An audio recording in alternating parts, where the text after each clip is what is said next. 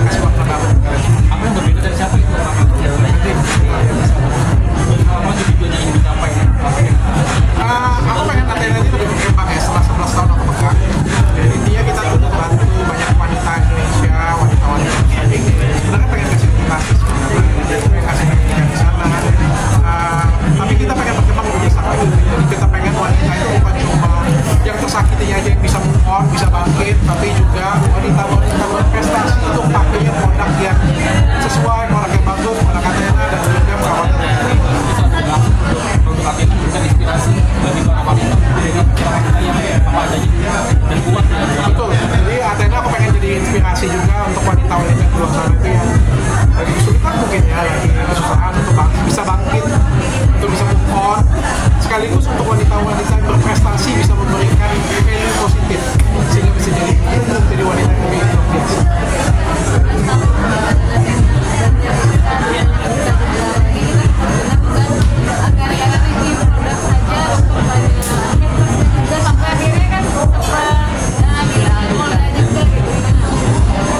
Itu suka duka lah ya, banyak hal yang sudah aku jalani untuk aku bilangnya memberikan edukasi kepada masyarakat Indonesia. Memberikan edukasi itu nggak gampang di Indonesia ya. Ada banyak kesulitan, banyak tantangannya, sampai akhirnya harus dipenjara, dari penjara juga di kasus yang banyak banget dilaporin. Kayaknya ada lebih dari 10 laporan yang aku datang ke polisi ya, meskipun cuma satu kali ya, kasusnya lebih berat.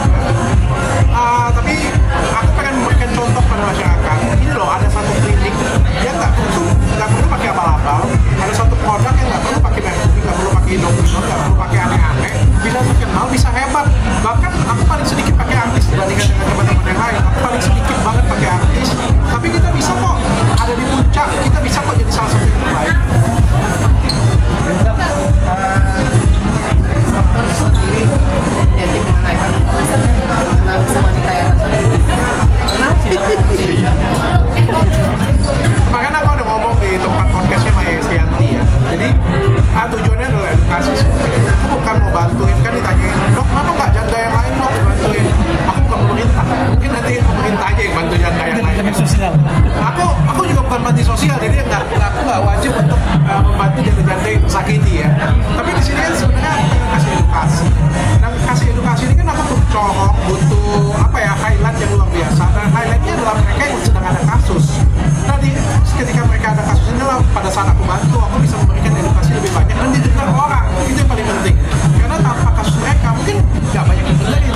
Tapi kalau ada kasusnya Nara, ada kasusnya Bu Dewi, ada kasusnya Dedi Nayoan, lebih banyak yang dengerin. Jadi edukasi aku lebih nyampe ke masyarakat. Jadi sebenarnya bukan masalah bantu jandanya ya.